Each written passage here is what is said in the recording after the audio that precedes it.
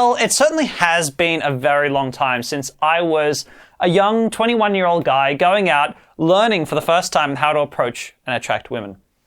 There are many, many memories from those days, but something that really sticks out to me is the feeling of fear and avoidance around trying to not do or say anything that would cause women to lose interest. You know that moment when a woman kind of steps back, recoils a little bit, because of something you've done or said, and it makes her think, this isn't the guy for me. And because I grew up as well, as I know many of you watching have, with a bit of a nice guy syndrome, I was always too eager to please, too wanting, needing women to like me. I became a little bit neurotic in my desire to avoid doing or saying anything that would cause any women to lose interest in me. And I know that I'm not alone in this experience. I'm sure some of you watching are thinking, yeah, I know that feeling. Unfortunately, that idea of trying to be liked by every woman, that milk-warm approach, is going to make women feel milk-warm about you. And I want to talk about that today. Why you're going to have to sometimes make women lose interest in you in order to make others love you. So if you can relate to what I just talked about before the intro, just sort of in your own mind, raise your hand, because I'm sure it's a lot of you.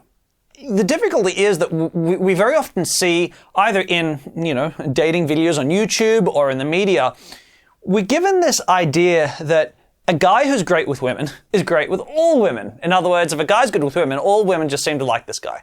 It's the idea that we're given that's fed into our minds. But that's not how human beings, not just women, that's not really how human beings work at all. For an extreme example, think about radio DJs. Doesn't matter where in the world you live. Who are the most popular radio hosts right now? I'm willing to bet my left nut, and I'm fond of my left nut, I'm willing to bet it that radio host is extreme. It doesn't matter if it's AM or FM or anything in between. It's going to be an extreme person, right? And that person is likely to be someone who now and again gets death threats. If you're a radio host and you don't get death threats, odds are you're not very popular. The same idea does apply to women.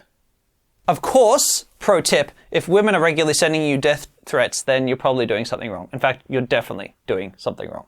And so yes, I get it. Radio DJs are an extreme example. But what's happening is they're polarizing. And polarization happens everywhere.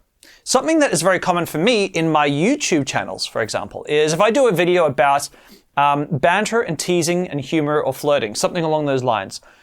I get now and again guys who get really angry in the comments or really upset or really worked up and like, ooh, that's so cringy, that's so sleazy, that's so weird, that's so awkward. How could you ever say that and expect to do well with him? Ugh, you're a fraud.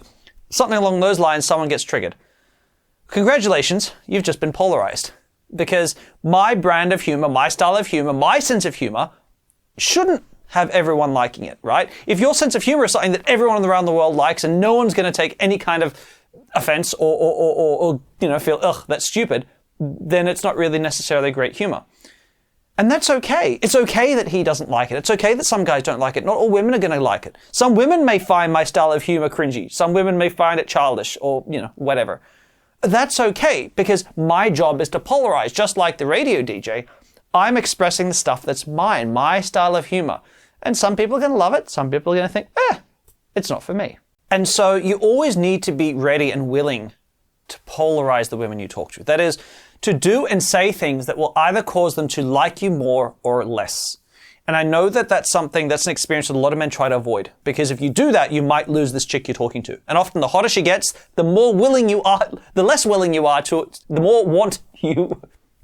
Blah. The hotter the woman gets, the more often you are going to avoid polarizing her because you just don't want to lose that opportunity. So what would some examples of polarizing be? Well, you could be, as I mentioned before, your style of humor would be polarizing. Telling a woman what you think of her could be polarizing. So that you like her, that you think she's cute, that there's something about her uniquely sexy to you. That would be polarizing, right? Because again, it's going to cause her to like you because, hey, this guy's cute and he thinks I'm sexy, so I'm going to like him more. Or be less nice to you and recoil because she's not interested in you in that way. So that would definitely be one. Your political views, if I mentioned that. So things like this, anything that is... The best way to think about what is polarizing, what isn't, because some guys will say, well, I could go up to women and say, all women are hoes, That would be polarizing. But that's not. And I try to explain the difference between just being crap with people and what is actually a polarizing experience. So you're polarizing when you are expressing something that is your authentic truth, that is authentically true for you. What you find uniquely sexy about her, your style of humor, your political views, all this kind of stuff are about what's intrinsically you. Now, I meet guys who will say to me, well, Damien, I'm intrinsically boring, have no sense of humor, and I'm terrible socially. That's intrinsically my truth. To which I say, well, hold up. If there's a part of you that would like to be more funny, that likes laughing, you do like the experience of laughing, you would like to be able to make people laugh, and you'd like to be able to be more social with people, but you're not right now, your truth is that you're someone who likes to make people laugh and that likes to be more social. Who you are right now is a result of lack of experience and skill, and that's different. That's not your truth. When I say your authentic self, it's who you really are deep down inside.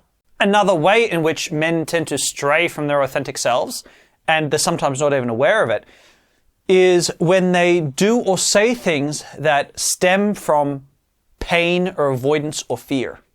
So, for example, I, as a younger guy, was eager to please women, and that was stemming from a fear of not being lovable if I wasn't trying to please a woman, right? If I'm not constantly doing what I can to please her, I don't deserve to be loved by her, or liked by her, or turned on by her, whatever it is. That comes from a place of fear, right? And pain. When you do stuff from that space, that is not your authentic self, because that is who you are now as a result of baggage. And baggage is not part of who you are. It's part of the things that happen to you in life that you can work on and let go of in time. And so that's the stuff, that's what you've really got to think about. What is truly me and what is the baggage? What is the crap that I've picked up along the way? Because that's not who you are. That's just what's impacting you right now and changing the way you behave from who you are authentically deep down inside. And so acting on the authentic parts of yourself sounds in theory easy, but it's often going to require you to do and say things you know might lose the girl. And that's why a lot of men, even relatively confident guys, often hold back. But the truth of the matter is that unless you're willing to regularly polarize women, you're not going to get women loving you. And in order to get women, like some women, to really love you, to be like, wow, that guy's really awesome, some other women are going to have to be like, oh, that guy's a weirdo, that guy's strange, that guy's whatever, insert thing here, that you don't want anyone to have to think about you. But if you're constantly running away from anyone thinking about you, no one's going to think the positive about you either. I hope you've enjoyed this video. It's one of those topics that I love talking about. I love talking about more of the nitty-gritty inner game stuff. If you've got thoughts or comments on this, don't forget to comment down below. And of course, give me a thumbs up and subscribe to my channel if you haven't already. I've always got some good stuff on the horizon coming up. Check out some of my past videos over here, and I look forward to seeing you in my future ones. Good luck, take care, and stay safe.